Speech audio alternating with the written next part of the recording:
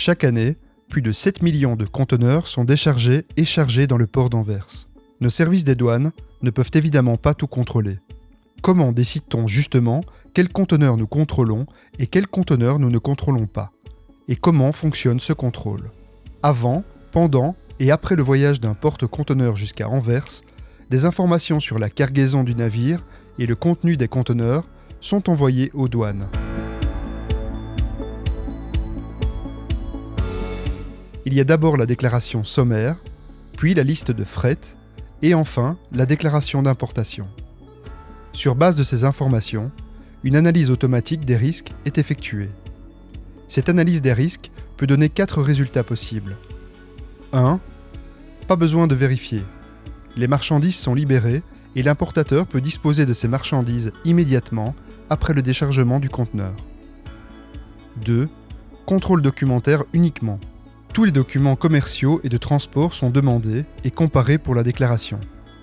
Si les documents sont en ordre, les marchandises sont libérées et le camion peut s'en aller. Si toutes les informations ne correspondent pas, les marchandises font l'objet d'une enquête plus approfondie. 3.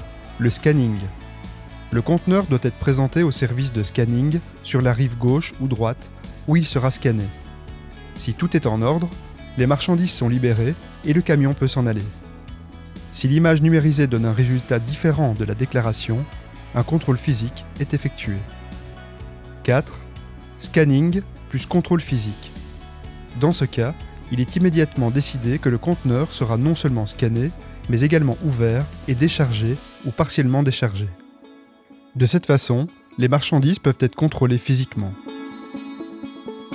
Suivons maintenant un conteneur qui a été sélectionné pour le scanning et le contrôle physique. Le chauffeur arrive au poste d'inspection frontalier avec le conteneur et s'authentifie. Si tous les documents requis sont disponibles, il peut conduire le conteneur dans le tunnel de scanning. Les agents du service d'analyse démarrent l'analyse et la suivent à l'écran. Le camion et le conteneur sont scannés. Les images fournies sont celles du haut et des côtés du véhicule. Si le scanning se déroule bien, le service de scanning transmet les images aux analystes d'images. Les analystes d'images soumettent les images à plusieurs filtres et appliquent différentes techniques pour distinguer davantage de détails. Ces analystes sont spécialement formés pour détecter chaque détail qui diffère d'une image de scanning normale. Les analystes d'images transmettent le résultat de leur analyse ainsi que les images aux agents de la vérification. Quand l'agent des douanes est prêt pour le contrôle physique, le conducteur est chargé de conduire son camion avec le conteneur contre le quai de déchargement de l'entrepôt de vérification. Le contrôle physique se fait toujours en présence du déclarant des marchandises. L'agent des douanes qui effectue le contrôle physique commence par un contrôle documentaire. Il doit en effet savoir quelles marchandises ont été déclarées et à quoi il peut s'attendre lors du contrôle physique.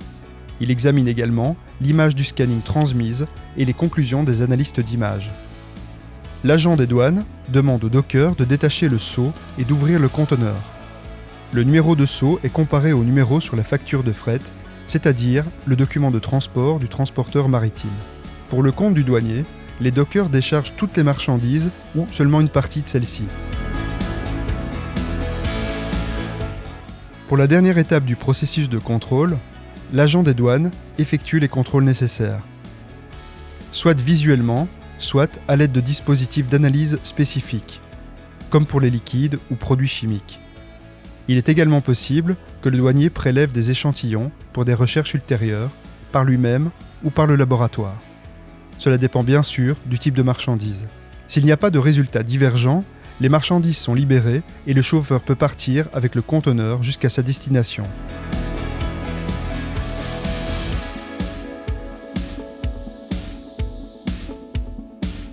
S'il y a un résultat divergent, les conséquences dépendent de la gravité de la violation.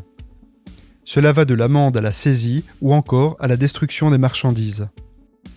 Enfin, il faut savoir que les douanes effectuent ces contrôles ciblés pour protéger le marché de l'Union européenne des marchandises interdites, d'une part, et pour percevoir les droits et la TVA sur les marchandises autorisées, d'autre part.